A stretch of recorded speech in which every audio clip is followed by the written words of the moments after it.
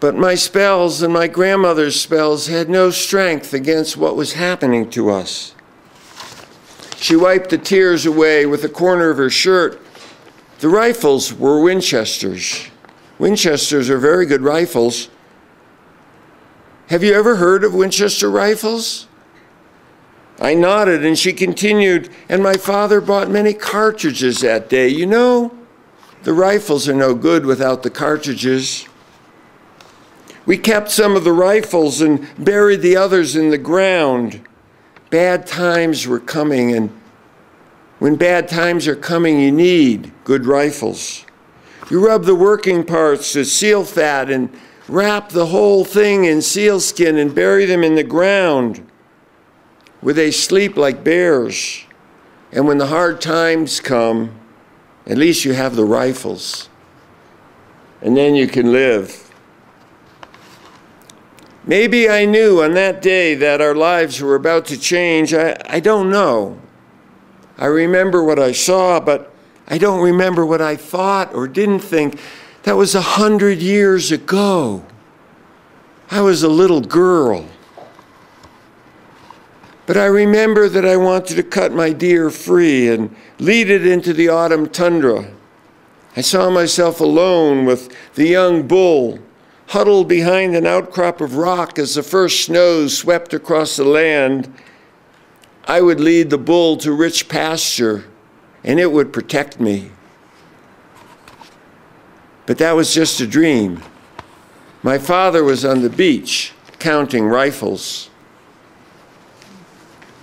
So with that backdrop, when Moolynaut asked us to go out on the tundra and bring her back some reindeer meat, because there's no more reindeer meat in the village, we said, yes, of course. And we wandered out across the tundra. This is Misha, my partner. As I write in the book, the look in his eyes would be a little scary if you didn't know him and love him as much as I do. And that was my wife, Chris. She joined us on that expedition. And we wandered across the tundra for weeks in big circles, wandering across this 9 time zone expanse of emptiness, looking for people who were hiding from the predators, the predatory businessmen and the bureaucrats. And we found the reindeer people, and we hung out with them. And on the way back, well, I have to back up a little bit. In about 5 years previously, I had been in an avalanche in British Columbia, and I had ripped my pelvis apart. It was a life-threatening injury. I had been bolted back together and whatnot, but some days I could ski, and some days when I had to go to the bathroom, I'd crawl around the apartment or scoot along on my butt or something like that. I was pretty beat up. Before I'd gone to Siberia, I'd gone to an orthopedic surgeon, and he said, well, John, you know, well, we could operate. We're not quite sure why the pain is there. It'll cost you $30,000, and it'll be 6 months rehab, and maybe we'll fix you. And I said, no, I think I'm going to go to Siberia and go shoot some film about the reindeer people. So on the way back, it's late now in the spring, it's April, the sun is warm, the creeks are starting to melt. We're driving a snow machine across the creek, drop a snow machine in the creek. I run down, muscle it out, and I slip on a rock with the snow machine in my arms, fall, I'm down on the tundra rolling around, muttering things I shouldn't mutter. And Oleg looks down, Oleg the hunter looks down, and it's like, John, don't worry about it. Things break on the tundra, snow machines break, skis break, your pelvis broke. Don't worry about it, man. We're going to fix you up. We'll tie you on the sled and we'll bring you back to Moolynaut. Don't worry. So they tied me on the sled and they started heading home, and somebody remembered there was good fishing over there, so we went fishing for a couple days. And when we got back to the grandmother, I was better. I was walking a little bit. And things were looking up. And Moolynaut said she would heal me.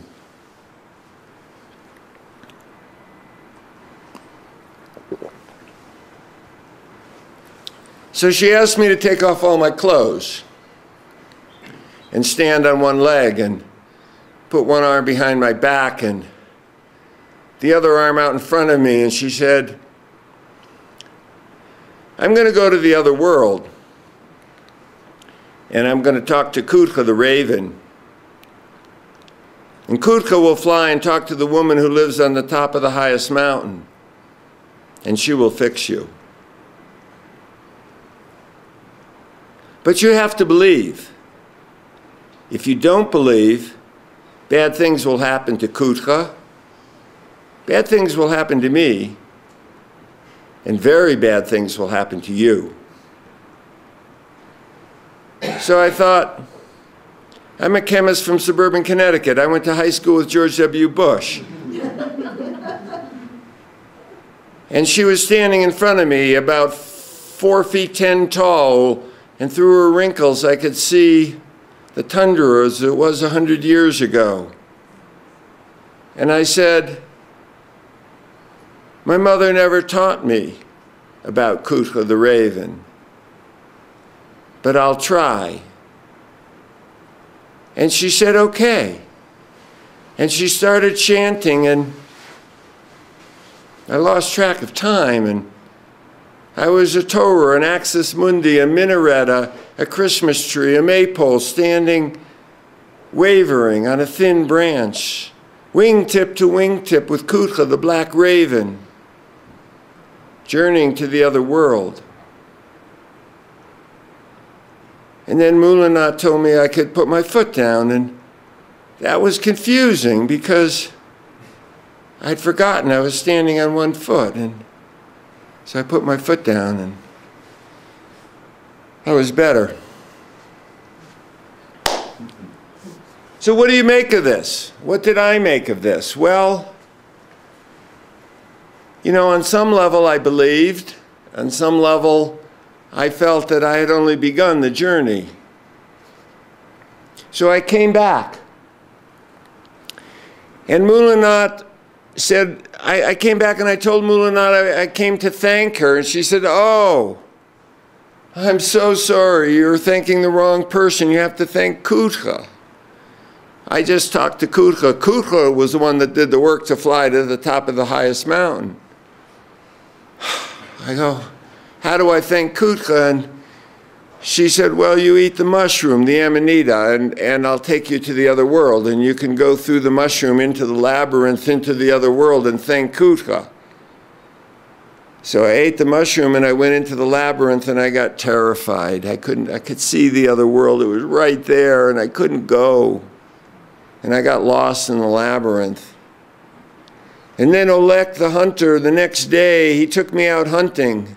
I felt bad. I felt I had failed. She was going to take me on this journey, on this spiritual journey, and I couldn't make the journey. I felt like I was limited by myself.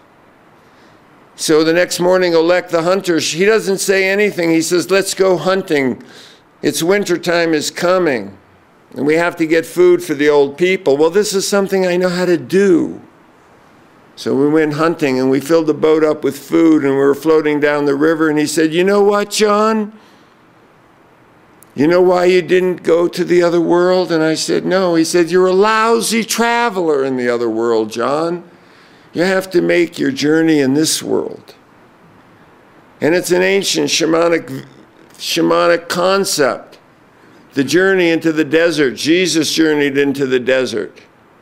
People have been on spirit journeys, the real journey into the spirit journey for as long as we know.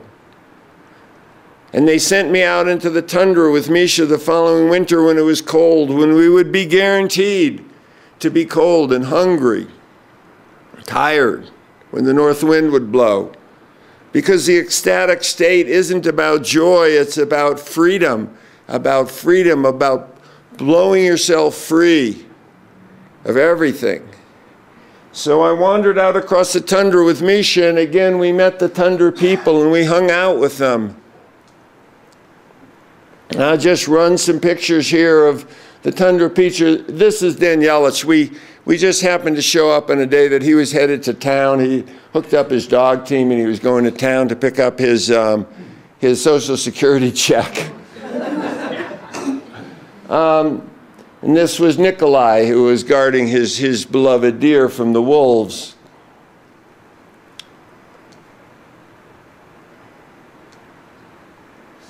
These are the people, and these are the campsites where we got directions from one place to the other, sitting over tea or vodka or whatever happened to be. Now I'm going to read one more passage here. This is from Marina. The journey, at first I start describing the journey, and I'm going, oh, you know, we were cold and the north wind was blowing, it was 20 below, and the snow was bad. And then I started getting bored about writing this, so I started going, and then we walked for 6 days. And then we met this person, and then I have a whole chapter about this person. Then we walked for longer. So I'm going to have to go over here where there's a light. So every person, can you still hear me? Yeah. Okay, good. Every person that we met tells us a story, looks at our civilization from their perspective, goes back and looks at their spirituality. And so the book now is a sequence of these encounters, and here's one of them. This is Marina. Marina stood up, walked into a dark corner, and came back with a stick, almost like a war club, adorned with bits of fur, a rusted bent length of chain, beads, and a very dried up red fox hanging from its left hind foot and staring outward. Have people told you how we lost our reindeer, she asked, shaking the club almost threateningly. Yeah. People told me that the Koryak lost their deer due to poaching, loss of markets, predation, and vodka. Ah, they told you what happened, but not why it happened. We lost a reindeer because we threw away our medicine sticks, like this one. With this medicine stick, a small family can manage 2,000 to 3,000 reindeer. No problem. Without this stick, we cannot do this thing. Let me explain. There are devils on the tundra, wolf devils, people devils. They move like a herd, clustered close together. Everyone knows that devils walk across the tundra like reindeer. The shaman must go to the devil's house and make pain for the devils by hitting them with this stick. Marina just about clunked me over the head. I almost stuck but held still. Marina raised the medicine stick so the fox's eyes were staring straight into mine. Through those eyes, I tried to imagine the tundra as it was in her youth, with tens of thousands of reindeer, children playing, girl mothers giving birth in the snow. Marina continued, the Koryak people lost their magic first. They lost their beliefs. They lost their shamans. They forgot that everything has magic, everything. Do you hear me? They threw their magic sticks away. If you lose the magic in your life, then you lose your power.